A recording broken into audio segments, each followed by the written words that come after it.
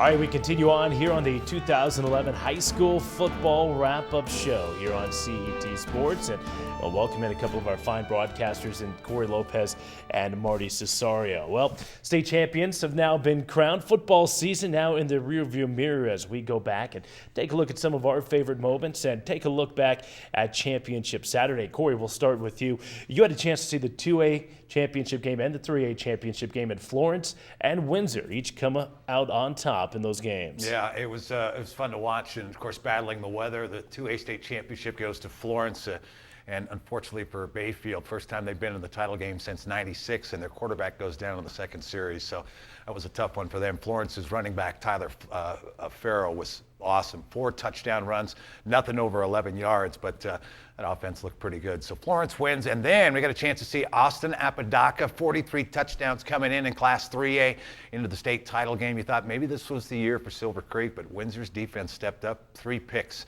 of Apodaca and Joe Sanger, and Windsor come out on top there. And that's their 3rd school state title, and it was done the way the 2 previous state championships were. It was defense and just a solid offense. Yeah, and of course Windsor had their basketball team in the state championship game last March, but they would eventually fall short. So that's 2A and 3A. Over at Sports Authority Field at Mile High, it was Valor Christian and Pine Creek in the 4A matchup, and in 5A, it was Upstart Lakewood taking on Columbine. We begin with Class 4A, and Valor dismantled everybody on their road to Sports Authority Field, Marty, and we thought maybe Pine Creek might be the one team at 4A that might give them the best game.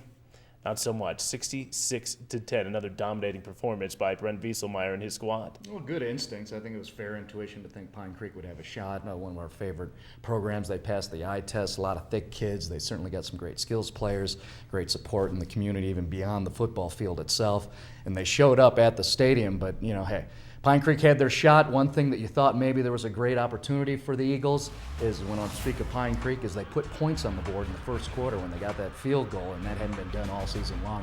But they needed the touchdown to get some momentum, and then you saw what happened in the second quarter where things just fell apart. It's just a matter of Valor's just too strong, and it's, you know, at all 22 positions, and the coaching staff I don't think gets enough credit. I mean, that squad is so well prepared. They're unbelievable. And credit to the Eagles. So Valor Christian, got themselves another title. Hey, Cory, how about Christian McCaffrey? We saw him last year as a freshman out there on the big stage. It didn't seem to faze him a year ago. He has been unbelievable this year. He barely has played second half of most ball games. He has over 100 yards receiving and over 100 yards rushing this game. He was Christian McCaffrey. It's just hard to believe that we're going to get a chance to watch Christian run for 2 more years for Valor Christian. I mean, it's pretty incredible. We were surprised last year pleasantly as the season moved along to see how good he really was. I was shocked to see how much better he got between freshman year and sophomore year. He's probably just going to continue to get better. And credit the scheme that Brett Wieselmeyer and his club puts together, and his assistant coaches. Boy, they milk the talent that they have. And McCaffrey, you know what? He's not just a running back. They figured out a way. Beautiful wheel route that I saw, and that was just one of the many nice passes. Just get him open, find a way to get him the ball, and he'll do the rest. Yeah, right. Valor Christian back-to-back state championships in Class 4A. Of course, 2 years ago they win the 3A state championship by going undefeated. Now they're going to Class 5A coming up next year, and that's the right move. Everybody believes that. And, are we going to see anything change with Valor Christian next year and the year after that once they go to 5A, Marty? Well, we're going to see a drop-off. There's like 20-something odd seniors that are graduating. And keep in mind, this Valor squad that has done so well and collected these 3 titles, they've played together since freshman year at Valor. They are, you know, the inaugural group in class, and things are going to change a little bit as we move on. But, you know, generally they've got the talent there, and again, the coaching. I mean, those kids are just so well prepared. We're going to see a drop off in terms of how we might not see as many, you know, lopsided blowouts, even ones that we expect, where, you know, as the Littleton Lions prove that, you know, perhaps it might not be worth it. But you know, I think Valor's a program that certainly they should move up to 5A, and they are obviously going to be competitive. They showed that with their non-conference schedule this year. Well, in Class 4A, we knew there wasn't going to be any drama. We didn't see anybody knocking out Valor Christian. But in Class 5A, for a change, there was some drama. It was a very wide-open, even 5A field as we headed into that round of 16, second round of the playoffs. Columbine and Lakewood end up matching up at Sports Authority Authority Field, and Columbine would win it. Cory, Andy Lowry's team, they weren't flashy at a lot of times this season, but it was a team that always seemed to get the job done. And of course, when you have Cameron McDonald and a nice offensive line, things tend to go your way. Yeah, the McDonald boys really carried that team this season. I mean, and when you've got a line up front like that, how about a public school winning it? A Columbine school that has been dominant. Their first title in 1999. Now I think this is their fourth title since then. And Andy Lowry just keeps getting the kids in there. They do a great job in preparing their kids, particularly on the offensive side of things, but they don't do that much. It's, you know what Andy Lowry and Columbine is going to do. That is, they're going to run the ball at you. I think the bigger story out of this is that Lakewood comes in out of nowhere. Although everybody was talking, hey, they're pretty good, they're under the radar. They stayed under the radar until they got to the 5A finals. Yeah, again, they beat Grand Junction. I don't know if anybody saw that coming. They would knock off Pomona, who we were high on all season long, making the championship game. Marty, I remember the story earlier this year. We're doing a volleyball game out at Lakewood High School. Marty's out there doing it, and it was one of the offensive or defensive linemen tracked you down and said, why are we not in your top 10? Well, we said, hey, we'll put you in. Don't disappoint us. They didn't. We're never going to forget that kid. Luke Nico approaches me during that volleyball game out in the cafeteria in the hallways, and he's got all his buddies there as reserve, one of the linemen, and line play was certainly a big part of what Coach Robinson's squad did this year.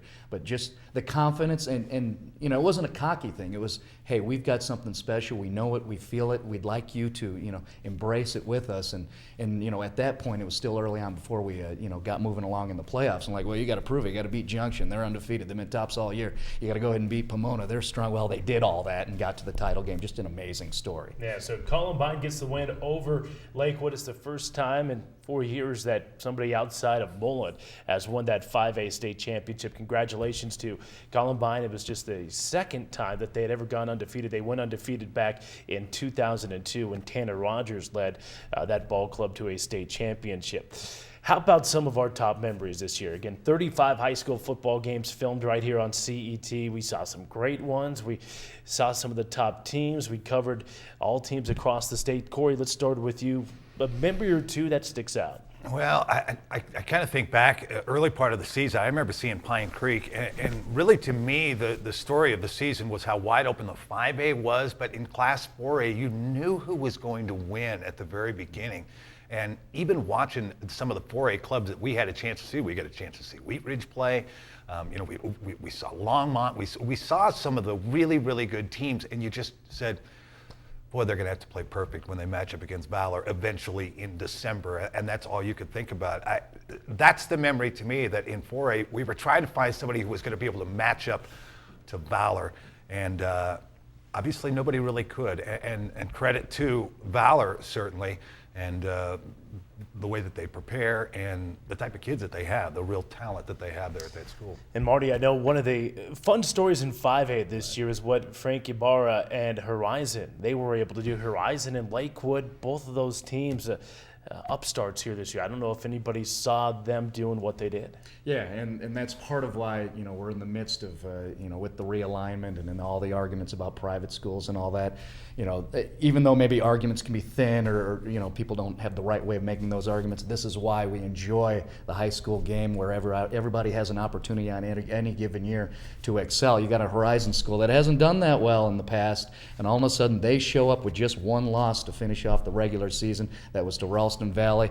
I mean, you know, credit Coach Ibarra and, you know, guys like Joe Gonzalez and Drew Patrick. They show up at, you know, what might be termed as out of nowhere, and they win a league title. Those are great moments for me personally, and the reason why I'm a part of this, you know, covering high school sports. Yeah, it was a great year. Of course, when I look back and I think about some of my favorite memories in the season, I always tend to go back to those two games we do down in Pueblo, the Bell game and the Cannon game. It doesn't get much better than that. If you have not had a chance to go down to Dutch Clark Stadium and take in either of those two games, do yourself a favor, make plans to get down there coming up next year. All right, yeoman's work, gentlemen. Thank you so much. Fine job. And we've already started basketball season. It's time to hit up the hoops. Let's get at it. Well, before we do that, as we leave you here on the 2011 high school football wrap-up show, well, Gary Stebbins, our fine producer here at CET, has put together our high school football plays of the year. Enjoy.